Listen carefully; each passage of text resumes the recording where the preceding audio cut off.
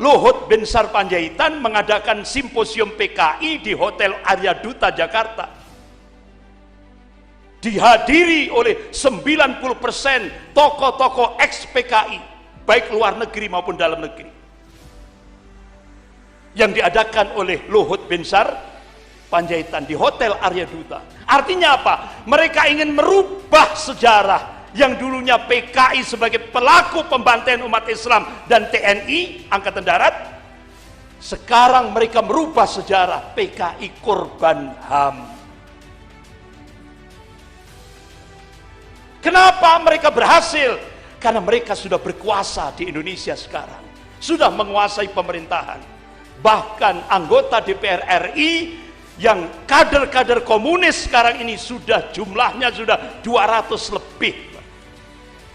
Dan ternyata Bapak-bapak Ibu yang dirahmati Allah, di tengah-tengah isu Sambo, di tengah-tengah isu kenaikan BBM, Presiden menandatangani keputusan Presiden nomor 17 tahun 2022. Dari situlah nanti endingnya pemerintah wajib minta maaf kepada PKI. Sudah ditandatangani di tengah-tengah isu Sambo sama kenaikan BBM. Presiden sudah tanda tangan. Nah, setelah minta maaf, pemerintah wajib memberikan kompensasi ganti rugi kepada PKI. Makanya Bapak-bapak Ibu yang dirahmati Allah, kalau dulu tahun 48 PKI memberontak, tahun 65 PKI kudeta. Padahal 1 tahun sebelum kudeta, tahun 65 DNID apa statementnya?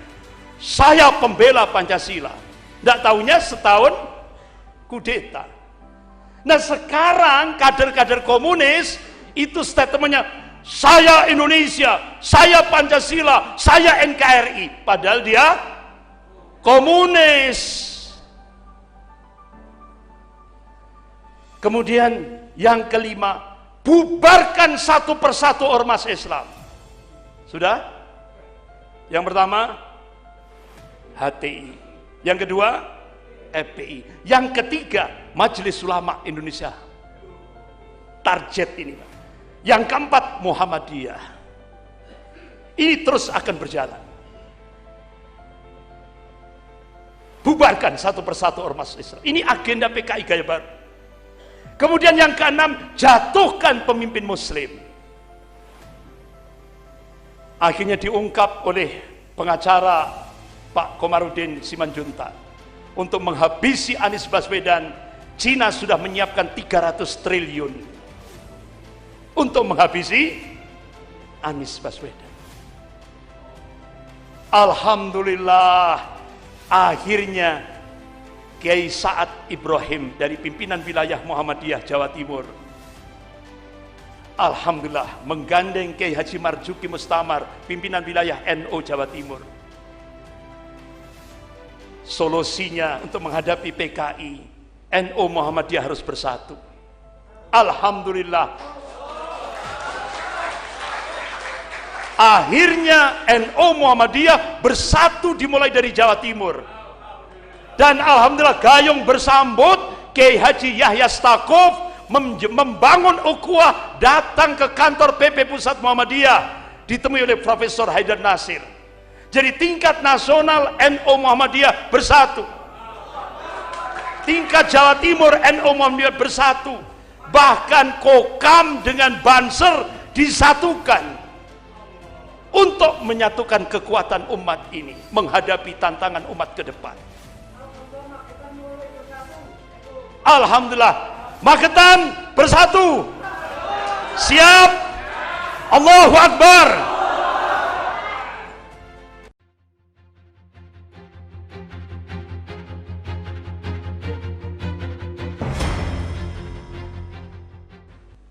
Masyaallah muslimin rahimakumullah. Siang hari ini kita mengkaji sejarah atau historis Sejarah dengan berbagai pelajaran yang dikandungnya teramat penting untuk kita kaji, untuk kita simak bersama.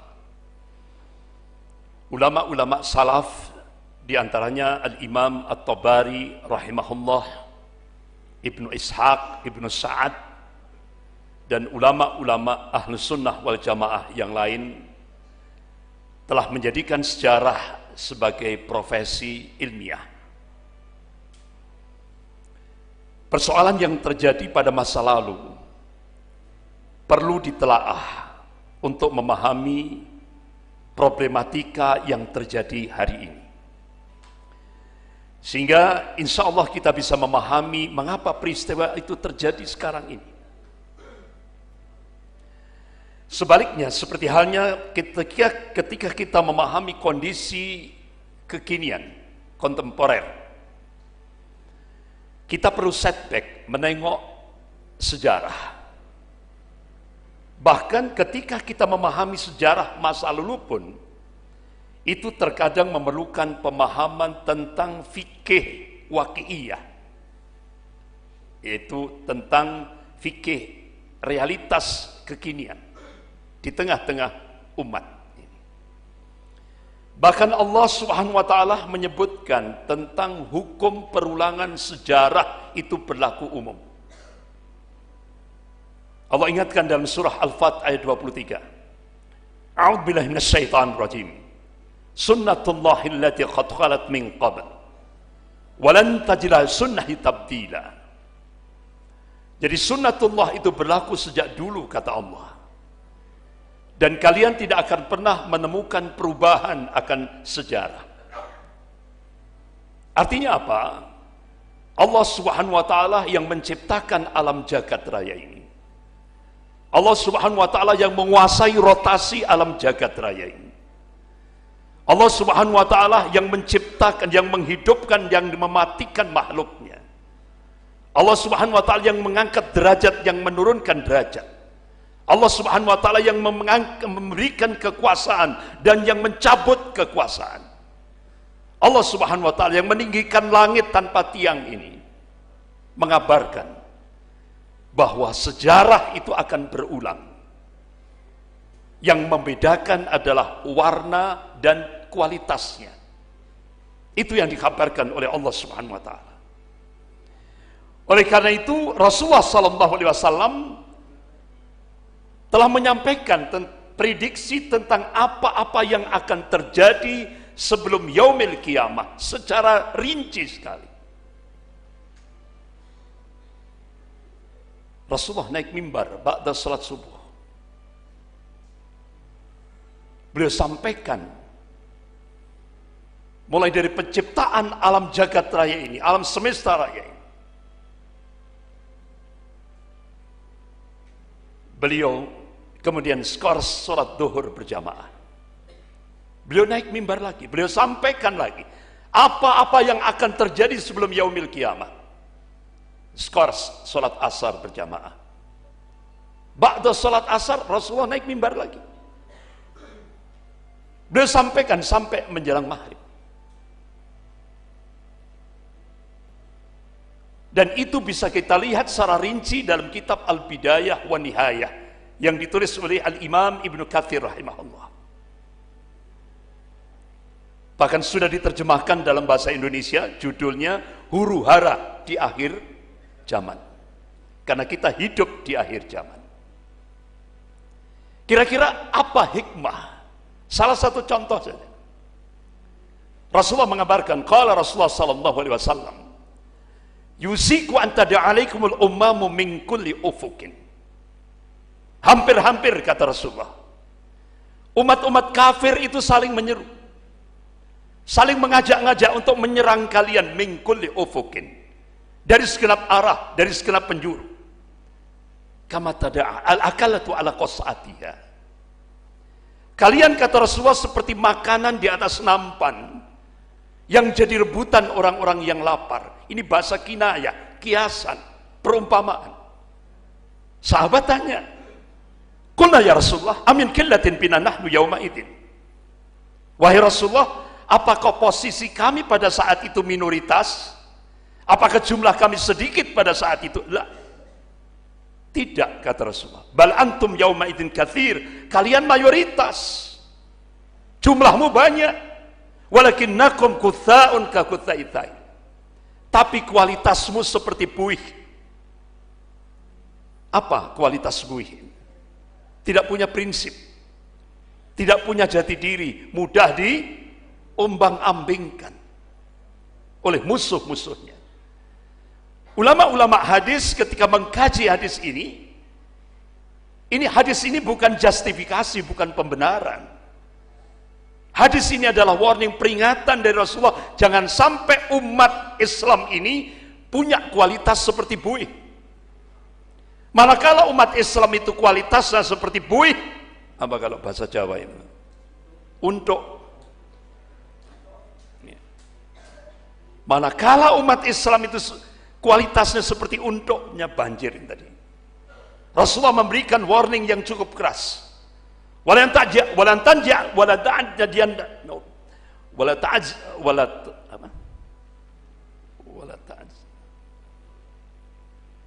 taj'al bi annarum. Allah Subhanahu wa taala akan mencabut rasa takut dari hati orang-orang kafir. Wala tanzi'anna min suduri aduwakum al-mahabbata minkum. Allah akan cabut rasa takut dari hati musuh-musuh kalian itu. Wala yakdifanallahu fi qulubikum al-wahn. Dan Allah akan campakkan al-wahn itu di dalam hati-hati kalian. Sahabat tanya, "Ya Rasulullah, wa mal wahn?" Apa yang dimaksud al-wahn? Qala, hubbud dunya wa karahiyatul maut. Cinta dunia dan takut mati. Takut resiko perjuangan. Jadi kalau sudah penyakit terlalu cinta dunia dan takut mati, takut resiko perjuangan, ini sudah menghinggap di hati-hati kaum muslimin, saat itulah Allah akan cabut rasa takut dari hati orang-orang kafir. Dan kalian seperti makanan di atas nampan yang jadi rebutan orang-orang yang lapar. Kira-kira sudah terjadi tidak di Indonesia ini? Sudah nyata apa yang diingatkan oleh Rasulullah. Jadi hikmah Rasulullah mengabarkan apa-apa yang akan terjadi sebelum yaumil qiyamah. Bahkan secara rinci juga bisa kita lihat dalam kitab Sahih Muslim bab Al-Fitan wa Asratus Sa'ah. Itu apa hikmahnya? Supaya umat Islam tidak menjadi mangsa bagi musuh-musuhnya. Itu hikmahnya. Kenapa Rasulullah mengabarkan secara rinci mulai ba'dal subuh sampai menjelang maghrib apa-apa yang akan terjadi sebelum yaumil qiyamah. Ma'asyiral muslimin rahimakumullah. Sejarah kita masih ingat Buya Hamka, Allahumma yarham, salah satu tokoh ulama di Indonesia yang istiqomah. Beliau tokoh masyumi. 10 tahun sebelum terjadi peristiwa G30 SPKI, Buya Hamka diberikan basirah oleh Allah Subhanahu wa taala, ketajaman mata hati. Wahai kaum muslimin Indonesia, hati-hati, waspada tentang ideologi komunisme. Tapi umat Islam tidak mengindahkan, tidak merespon. Akhirnya terjadilah peristiwa G30 SPKI. Sehingga Buya Hamka menulis dalam memoarnya, rupanya Allah Subhanahu wa taala hendak memberi dulu cobaan bagi rakyat Indonesia. Kejahatan komunis akhirnya terbukti dengan peristiwa Gestaponya G30 SPKI. Allah Subhanahu wa taala mencoba dulu rakyat Indonesia sebelum dia membuktikan kebenaran apa yang dikatakan oleh para alim ulama itu hampir 10 tahun sebelum terjadi peristiwa G30 SPKI. Ulama sudah mengingatkan. Allah berikan basirah, ketajaman mata hati. Ma'asyiral muslimin rahimakumullah. Ketika jaya-jayanya PKI, ternyata ada 907 ulama seluruh Indonesia yang konsisten menolak ideologi Nasakom, nasionalis agama komunis, menolak ideologi komunis. 907 ulama seluruh Indonesia yang menolak ideologi komunis. Akhirnya kumpul di Palembang tanggal 8 sampai 11 September 1957. Mengeluarkan fatwa. Ada 10 fatwanya. Tapi yang saya baca di sini 2 fatwa saja. Karena ini yang paling urgent, paling penting. Yang pertama, ideologi atau ajaran komunisme adalah kufur hukumnya dan haram bagi umat Islam menganutnya. Jadi ulama-ulama dulu itu tegas, Pak. Padahal pada saat itu Presiden Soekarno masih menjabat sebagai presiden. Di akhir pemerintahan Soekarno, Soekarno menciptakan ideologi baru, Nasakom, nasionalis agama komunis. Sehingga waktu itu Presiden Soekarno dengan jargonnya, Nasakom bersatu, hancurkan kepala batu. Siapa yang dimaksud kepala batu? Masyumi. Masyumi itu dianggap kepala batu, dijadikan common enemy, musuh bersama. Kalau dulu Masyumi dijadikan musuh bersama, sekarang yang dijadikan sejarah berulang, yang dijadikan musuh bersama adalah FPI yang dipimpin oleh Habib Rizik Syihab. Kalau dulu yang dijadikan musuh bersama adalah Masyumi yang dipimpin oleh tokoh-tokoh ulama di seluruh Indonesia. Yang kedua, bagi orang yang menganut ideologi atau ajaran komunisme dengan i'tiqad, dengan keyakinan dan kesadaran, kafirlah dia. Jadi tegas Pak ulama-ulama dulu. Kafir hukumnya. Tidak sah menikah dan menikahkan orang Islam. Tidak ada waris mewarisi dan haram jenazahnya diselenggarakan secara Islam. Tegas. Tidak ada kompromi ulama-ulama dulu. Sehingga apa yang terjadi? Akhirnya ratusan ulama seluruh Indonesia tadi dijebloskan ke penjara tanpa prosedur hukum.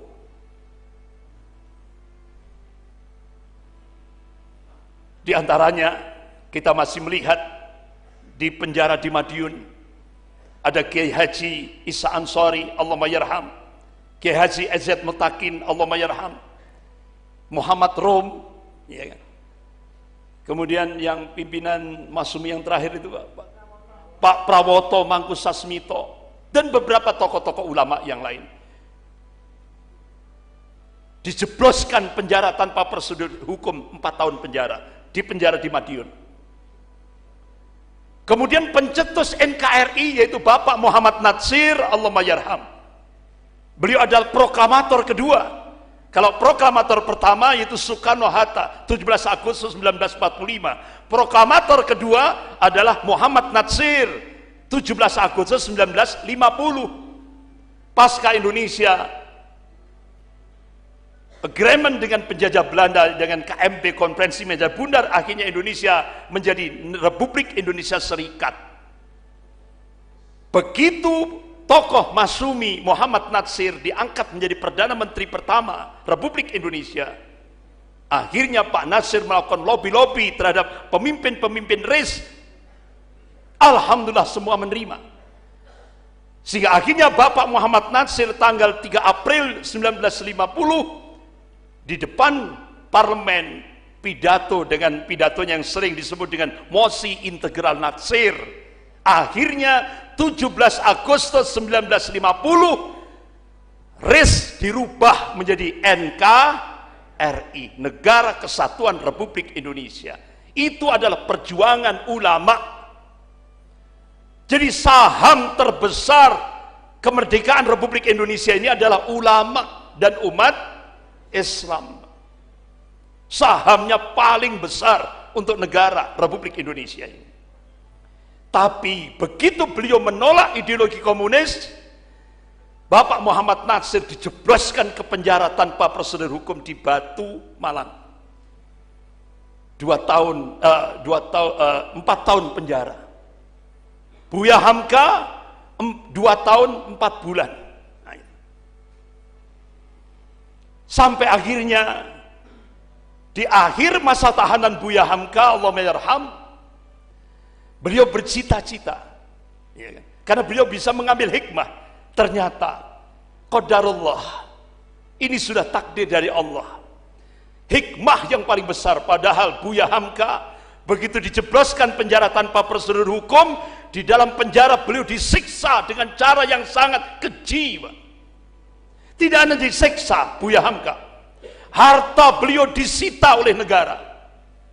Kira-kira sejarah berulang enggak? Siapa yang kena? Habib Rizik Syihab dijebloskan ke penjara. Bahkan semua rekeningnya diblokir oleh negara. Sampai ke anak-anaknya, putra-putrinya diblokir. Jadi sejarah berulang. Kalau dulu Buya Hamka, kalau sekarang Habib Rizik Syihab. Sejarah berulang. Tapi apa yang terjadi? Buya Hamka mengambil hikmah. Ternyata hikmah beliau di penjara 2 tahun 4 bulan itu, beliau bisa menuntaskan penulisan kitab tafsir Al-Azhar 30 juz, Pak. Masya Allah. Begitu hampir selesai masa tahanannya, 2 tahun 4 bulan penjara, beliau bercita-cita selepas dari penjara, beliau akan mendatangi Presiden Republik Indonesia yang pertama, yaitu Insinyur Soekarno. Beliau akan memberi maaf terlebih dahulu. Memberi, bukan minta maaf loh, memberi maaf terlebih dahulu. Tapi qadarullah, tiba-tiba ajudan Presiden Soekarno datang ke penjara, nyerahkan secarik kertas kepada Buya Hamka. Begitu beliau buka kertas itu, Buya Hamka meneteskan air mata dengan mengucapkan kalimat istirja, inna lillah wa inna ilaihi rajiun. Ternyata Presiden Soekarno meninggal dunia. Dan di secarik kertas itu ditulis sendiri oleh tangan Presiden Soekarno, minta kepada Buya Hamka untuk mengimami jenazah beliau. Allahu Akbar. Apakah Buya Hamka menolak? Tidak. Masya Allah. Benar-benar jiwa kepemaafannya luar biasa. Akhirnya Buya Hamka mengimami sholat jenazah Presiden pertama Republik Indonesia, yaitu Insinyur Soekarno. Berarti Insinyur Presiden merasa bersalah menjebloskan penjara seorang ulama yang komitmen, merasa bersalah, sehingga beliau minta untuk diimami sholat jenazahnya. Itu ditulis dalam secarik kertas itu. Ini sejarah yang tidak bisa dihapus. Bapak-bapak, ibu-ibu yang dimuliakan Allah, Buya Hamka dalam memoarnya pasca Muktamar Alim Ulama yang dihadiri 907 ulama se-Indonesia pada tanggal 17 Agustus 1958, Presiden Soekarno pidato dengan gegap gempita dan mencela sangat keras hasil Muktamar Alim Ulama yang diadakan tahun 1957 di Palembang. Dan Presiden Soekarno marah pada saat itu, berteriak bahwa konferensi itu atau pertemuan Muktamar Alim Ulama itu adalah komunis fobia, dan itu satu perbuatan yang amoral. Jadi Presiden Soekarno waktu itu memberikan statement, ulama 907 ulama itu adalah amoral. Berarti tidak punya moral. Marah, Pak. Karena apa? Menolak ideologi komunis dan mengeluarkan fatwa haram hukumnya bagi umat Islam seluruh Indonesia. Presiden Soekarno marah dan menyebut ulama-ulama itu amoral. Bapak-bapak, ibu yang dirahmati Allah, inilah sejarah yang terjadi. Kita masih ingat kenapa sekarang ini buzzer-buzzer rupiah, golongannya apa, sekolah tadi ya, ya kan, ya, mulai dari Dr. Ade Armando, dosen UI, Abu Janda, Denny Siregar, Eko Kontadi, ya kan, ya, dan lain-lain. Kenapa seringkali menyebut umat Islam itu kadrun, kadal gurun? Ini sejarah berulang. Apa yang diucapkan oleh buzzer-buzzer rupiah itu tadi, itu ternyata dulu ternyata itu dulu ungkapan PKI untuk menghina Rasulullah dan umat Islam. Jadi stigma kadrun itu dulu sering dipakai oleh tokoh-tokoh PKI untuk menghina Rasulullah SAW dan umat Islam serta ulamanya. Ini sejarah berulang yang sekarang dipakai oleh buzzer-buzzer itu. Bahkan Dr. Rizal Ramli mengungkap sejak 2014 ketika Indonesia berubah kiblat ke Cina, itu negara menggaji penista-penista Islam ini tadi, itu sampai sekarang sudah 1,29 triliun. 1,29 triliun. Akhirnya apa? Bejorka. Itu kalau bahasa Jawanya bejo.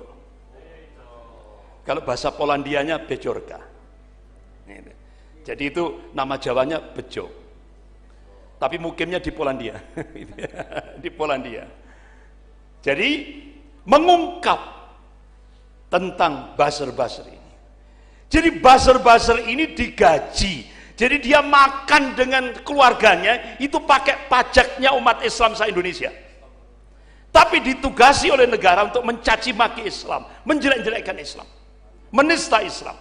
Sampai-sampai Kiai Haji Ma'ruf Amin, beliau ketika masih menjabat sebagai ketua MUI pusat, Kiai Haji Ma'ruf Amin mengirim surat resmi ke Bareskrim Mabes Polri, tolong segera buzzer ini tangkap dan adili secara hukum. Kira-kira diindahkan tidak oleh Mabes Polri? Tidak. Karena buzzer ini diciptakan oleh negara, digaji oleh negara, dilindungi oleh negara. Ini dampak Indonesia berubah kiblat ke Cina. Karena Cina tidak ada istilah freelance, makan siang gratis. Cina memberikan bantuan hutang ke Indonesia tahap pertama 647 triliun. Syarat pertama, agama harus dijadikan musuh negara. Benar tidak? Benar. Kalau dulu musuh Pancasila PKI dan penista agama, sekarang musuh Pancasila agama. Penista Islam dilindungi oleh negara, digaji oleh negara. Ini dampaknya.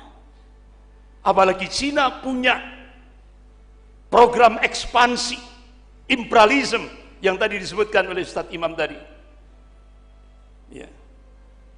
Apa istilahnya tadi itu? One bed, one road. Ya. Obor. Ya kan? One bed, one road. Ya. Ini luar biasa. Sampai-sampai bapak-bapak, ibu-ibu yang dimuliakan Allah, pakar intelijen dunia melakukan riset untuk Indonesia. Dan akhirnya hasil risetnya dipublish. Apa yang terjadi? Ternyata hasil riset itu terungkap. Diprediksi 2030 Indonesia akan terjadi bencana geopolitik. Apa bencana geopolitik ini? Indonesia sudah tidak punya lagi kedaulatan. Jadi sudah tidak ada lagi Indonesia, itu diprediksi 2030 sudah tidak ada lagi Indonesia. Yang ada adalah Indochina. Nah, akhirnya Bapak-bapak, Ibu-ibu yang dimuliakan Allah, dari hasil riset dua pakar intelijen dunia ini direspon oleh dua mantan Panglima TNI. Yang pertama Bapak Jenderal Purnawirawan Djoko Santoso, sudah meninggal beliau. Yang kedua Bapak Jenderal Purnawirawan Gatot Nurmantio. Merespon hasil riset dua pakar intelijen dunia ini, Peter Warren dan August Cole. Apa statement beliau? Bisa jadi tidak tahun 2030, bisa lebih cepat dari itu. Indonesia akan terjadi bencana geopolitik.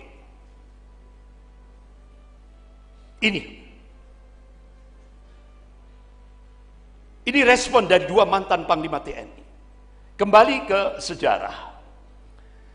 Jadi dulu Bapak-bapak, Ibu-ibu yang dimuliakan Allah, bahkan sampai pengakuan seorang warga Pati Jawa Tengah bernama Pak Sutoyo, bahwa istilah kadrun itu atau kadal gurun itu ciptaan PKI sejak tahun 60-an untuk mengolok-olok umat Islam. Dan sekarang terjadi lagi. Sejarah berulang.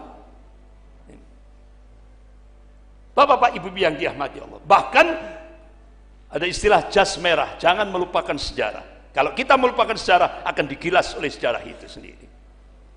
Terutama bagi anak-anak muda yang tidak pernah langsung mengalami bagaimana kekejian PKI pada Islam dan ulama-ulamanya. Oleh karena itu, kita bisa melihat ya, bahwa pemberontakan dan kekejian Partai Komunis Indonesia sampai kapanpun tampaknya tidak bisa dimaafkan dan tak akan bisa dilupakan oleh bangsa ini. Berkali-kali partai berlambang palu arit itu kerap berulah dengan melakukan kudeta atau makar.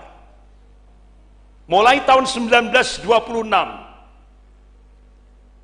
PKI melakukan kudeta, gagal.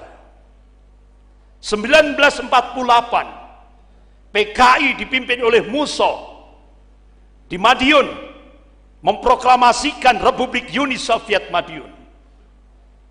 Gagal. Padahal kita lihat berapa ribu ulama dan santri dibantai baik di Madiun maupun di Magetan.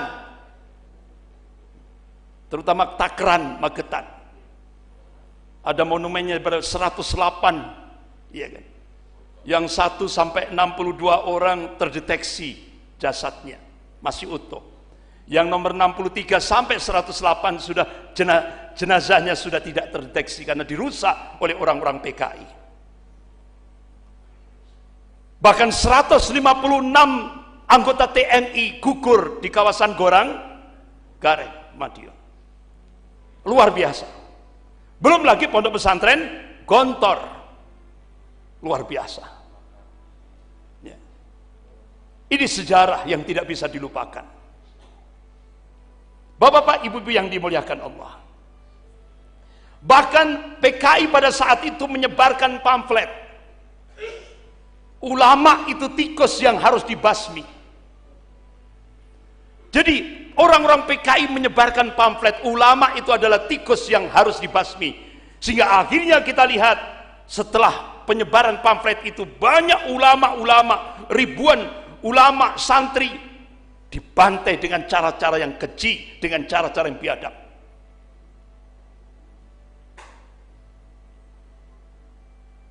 Bahkan di tempat saya di Banyuwangi,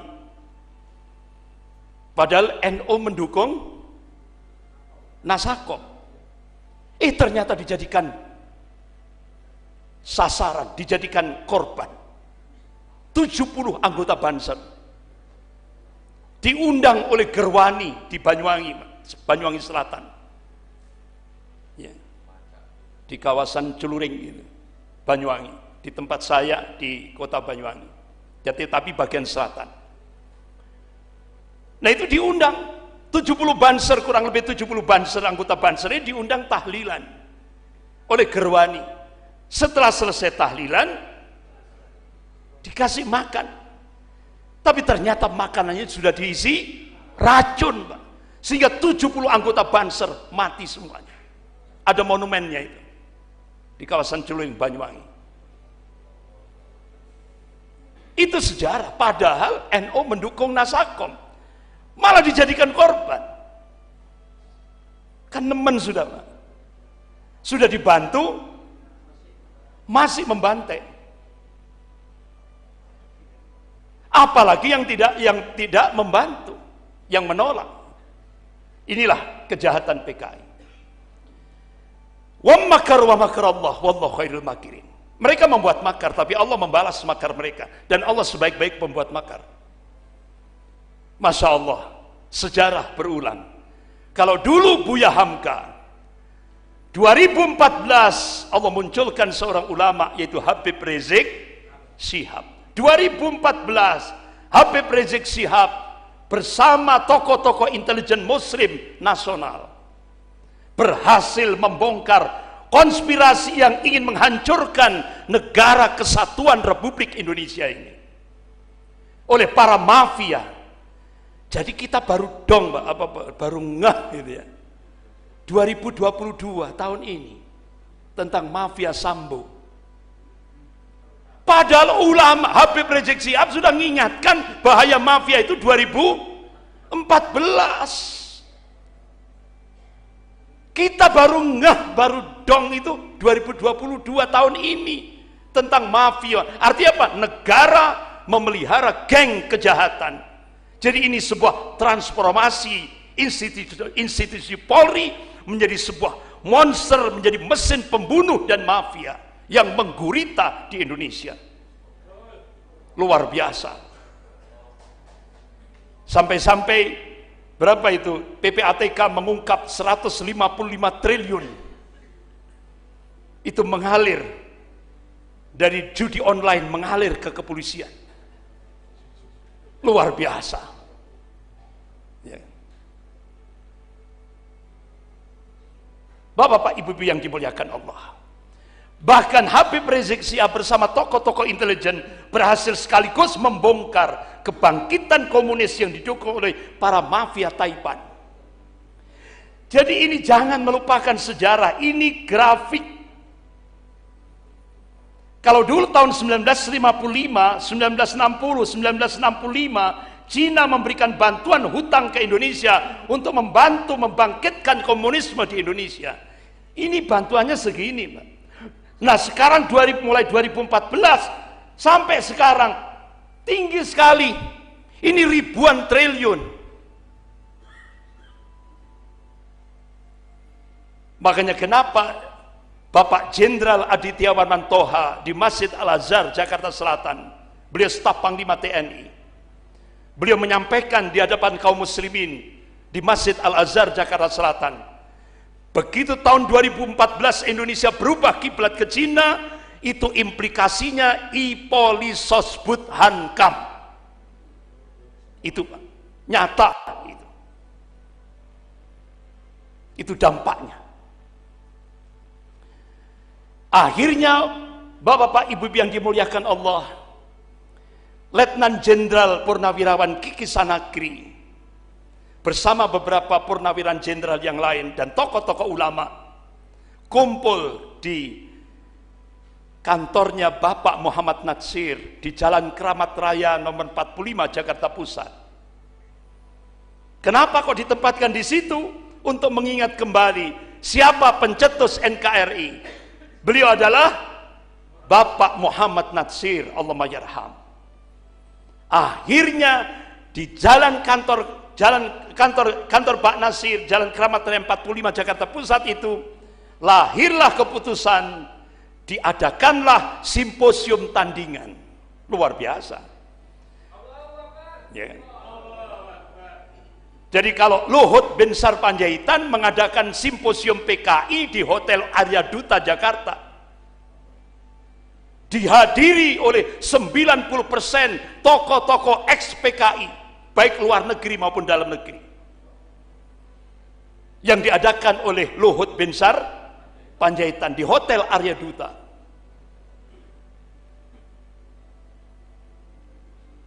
Akhirnya jenderal-jenderal purnawirawan Angkatan Darat dan tokoh-tokoh ulama nasional mengadakan simposium tandingan di Balai Kartini.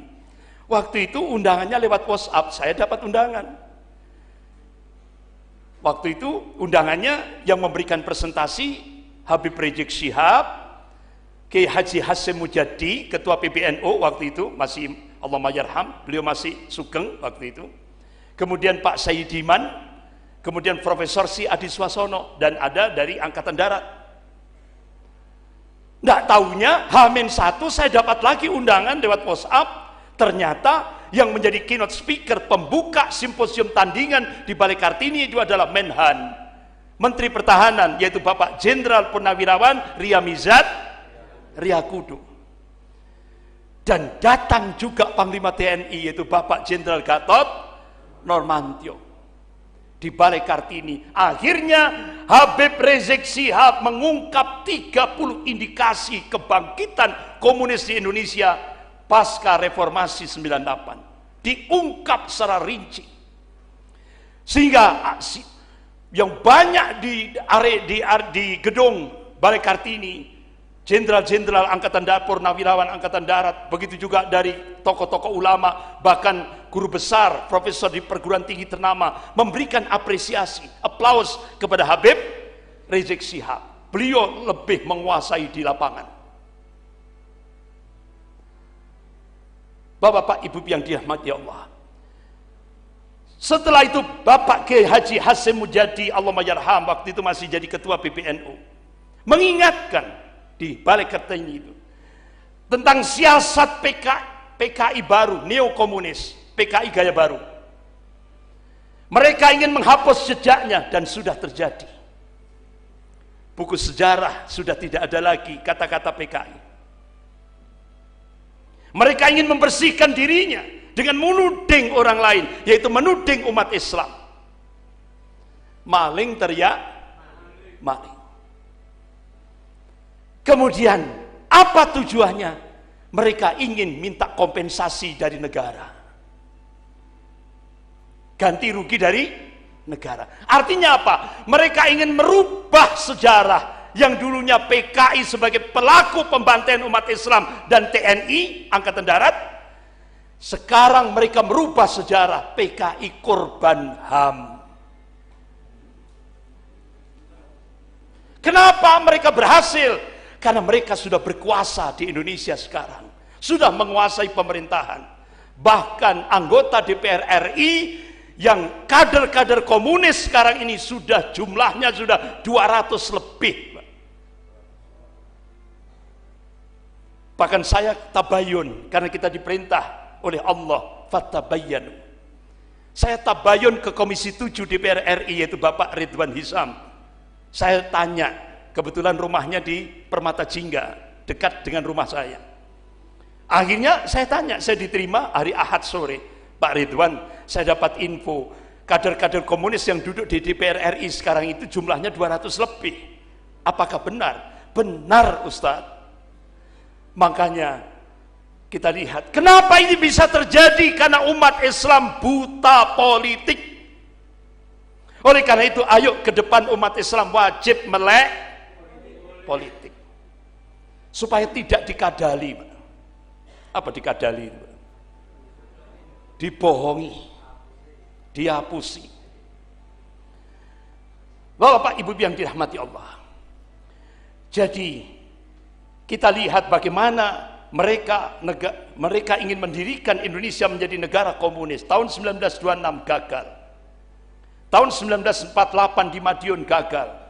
Tahun 1965 Gestapo gagal. Ternyata mereka melakukan pemberontakan. Puncaknya peristiwa Mei 98 yang dimotori oleh Jenderal LB Murdani. Itu tahap pertama persis sama dengan model pergerakan PKI. Tahap pertama, kedua, ketiga, keempat, kelima, keenam, ketujuh, kedelapan, yang dijadikan target dia harus menguasai wakil presiden. Tapi wa makar Allah wallahu khairul makirin. Mereka membuat makar, Allah membalas makar mereka, dan Allah sebaik-baik pembuat makar. Pak Harto pulang dari haji, di pesawat Garuda memberikan statement, walaupun jenderal akan saya gebuk. Siapa yang digebuk itu? Jenderal LB Mordani. Sampai akhirnya peristiwa muncullah Mei 98, gagal, hampir berhasil tapi gagal. Ini ternyata 2019 mereka ingin menggolkan 2019 karena mereka menguasai, 200 kader komunis sudah menguasai parlemen. Mereka target 2019, gagal dibongkar oleh Habib Rizik Syihab 2014 bersama tokoh-tokoh intelijen. 2019 mereka sudah target, gagal lagi. Jadi doktrin negara komunis itu, kalau pemerintah kuat maka rakyat harus dibuat miskin. Jadi kalau kepingin kuat, rakyat harus dibuat miskin. Dan itu diungkap oleh John Perkin dalam bukunya An Economic Hitman. Itu pakar ekonomi Amerika. Jadi proyek pemiskinan itu, Pak, itu Indonesia menjadi sebuah contoh tingkat dunia. Jadi kemiskinan itu diciptakan, bukan alami. Kenapa? Supaya pemerintah kuat, rakyatnya harus miskin. Nah, kalau negara kuat, rakyat wajib lemah. Kalau rakyat kuat, negara lemah. Oleh karena itu melemahkan rakyat, artinya membentuk menjadi miskin, barulah nanti rakyat lapar, mereka tidak akan mau berpolitik. Sehingga dari situ akan muncul kebangkitan komunis. Bahkan bapak-bapak, ibu-ibu yang dimuliakan Allah, kurang 15 menit. Bapak Faisal Basri, Dr. Faisal Basri, pakar ekonomi Universitas Indonesia, itu melakukan riset, ternyata sekarang angka kemiskinan di Indonesia 52%. Ini rentan, Pak, sangat-sangat rentan, bahaya.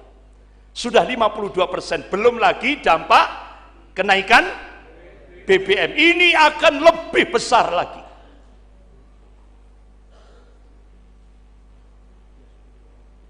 Karena ini doktrin. Makanya bapak-bapak, ibu yang dirahmati Allah, kalau dulu tahun 48 PKI memberontak, tahun 65 PKI kudeta.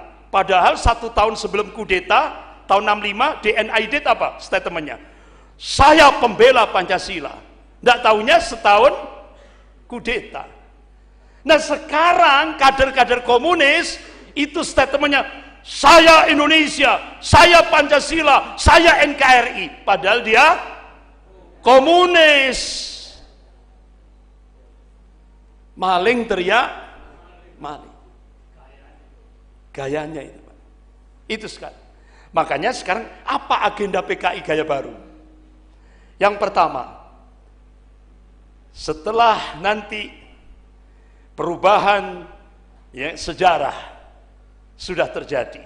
Sekarang yang dijadikan artinya yang menjadi korban itu adalah PKI. Kalau dulu yang jadi korban umat Islam dan TNI, itu jadi korban kebiadaban PKI. Sekarang sejarah dirubah, yang jadi korban adalah komunis. Tujuannya pemerintah wajib minta maaf ke PKI. Dan ternyata Bapak-bapak, ibu yang dirahmati Allah, di tengah-tengah isu Sambo, di tengah-tengah isu kenaikan BBM, Presiden menandatangani keputusan Presiden nomor 17 tahun 2022. Dari situlah nanti endingnya pemerintah wajib minta maaf kepada PKI. Sudah ditandatangani di tengah-tengah isu Sambo sama kenaikan BBM. Presiden sudah tanda tangan. Nah, setelah minta maaf, pemerintah wajib memberikan kompensasi ganti rugi kepada PKI. Tinggal tunggu tanggal mainnya. Agenda yang kedua, serang partai-partai Islam, habisi partai-partai Islam. Agenda yang ketiga, sudutkan khilafah. Nah ini. Jadi sampai Ustadz Abdul Somad datang ke Profesor Din Samsudin. Prof, kenapa kita tidak boleh mengajarkan surah Al-Baqarah ayat 30? A'udzubillahi minasyaitonir rajim. Wa idz qala rabbuka lil malaikati inni ja'ilun fil ardi khalifah. Tidak boleh. Jadi surah Al-Baqarah ayat 30 tidak boleh diajarkan di tengah-tengah umat. Karena itu ayatnya khilafah. Jadi surah Al-Baqarah ayat 30 harus dibuang, dimasukkan laci, terus ditutupi karung warna hitam, kain hitam, berangkas yang kuat. Surah Al-Baqarah ayat 30. Sampai Ustadz Abdul Somad curhat. Kemudian agenda yang keempat, hancurkan karakter tokoh muslim. Akhirnya kader-kader komunis, Philip Jong, seorang pemuda Cina di Surabaya, bikin chatting pornografi antara Habib Rizik Syihab dengan Firza Hussein. Astagfirullah, ulama dihabis fitnah dengan chatting pornografi. Ternyata yang membuat adalah kader komunis Surabaya. Kemudian yang kelima, bubarkan satu persatu ormas Islam. Sudah? Yang pertama HTI, yang kedua FPI, yang ketiga Majelis Ulama Indonesia. Target ini, Pak. Yang keempat Muhammadiyah. Ini terus akan berjalan. Bubarkan satu persatu ormas Islam. Ini agenda PKI gaya baru. Kemudian yang keenam, jatuhkan pemimpin muslim. Akhirnya diungkap oleh pengacara Pak Komarudin Simanjuntak. Untuk menghabisi Anies Baswedan, Cina sudah menyiapkan 300 triliun untuk menghabisi Anies Baswedan. Kemudian yang ketujuh, adu domba antar ormas Islam. Satu diangkat, satu diinjak. Berapa biayanya? 20 triliun. DP-nya sudah diterima? 1,5 triliun. Sudah diterima? Sampun. Yang nyerahkan Menteri Keuangan Bu Sri Mulyani. Sudah diterima. Alhamdulillah. Akhirnya Kiai Sa'ad Ibrahim dari pimpinan wilayah Muhammadiyah Jawa Timur, alhamdulillah, menggandeng Kiai Haji Marzuki Mustamar, pimpinan wilayah NU Jawa Timur. Solusinya untuk menghadapi PKI, NU Muhammadiyah harus bersatu. Alhamdulillah. Akhirnya NU Muhammadiyah bersatu dimulai dari Jawa Timur. Dan alhamdulillah gayung bersambut, Kiai Haji Yahya Stakuf membangun ukhuwah, datang ke kantor PP Pusat Muhammadiyah, ditemui oleh Profesor Haidar Nasir. Jadi tingkat nasional NU Muhammadiyah bersatu, tingkat Jawa Timur NU Muhammadiyah bersatu, bahkan Kokam dengan Banser disatukan untuk menyatukan kekuatan umat ini menghadapi tantangan umat ke depan. Alhamdulillah, Magetan bersatu. Siap. Allahu Akbar. Terakhir, karena waktunya tinggal 5 menit.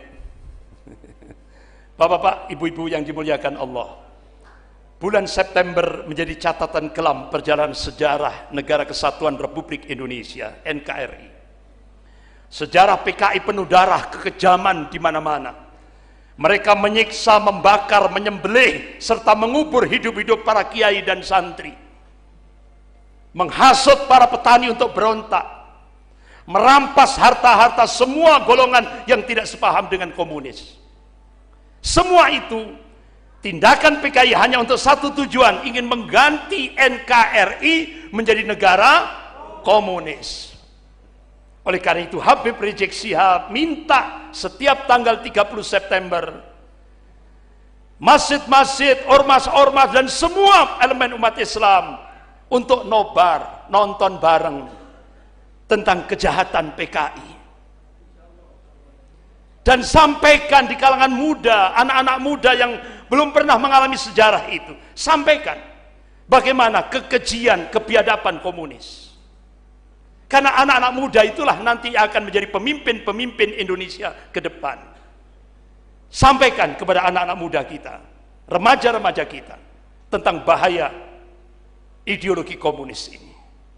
Bapak-bapak, ibu-ibu yang dimuliakan Allah, mudah-mudahan apa yang kita kaji pada siang hari ini mendapatkan ridho dan keberkahan dari sisi Allah Subhanahu wa taala. Karena waktunya terbatas, saya serahkan kepada moderator.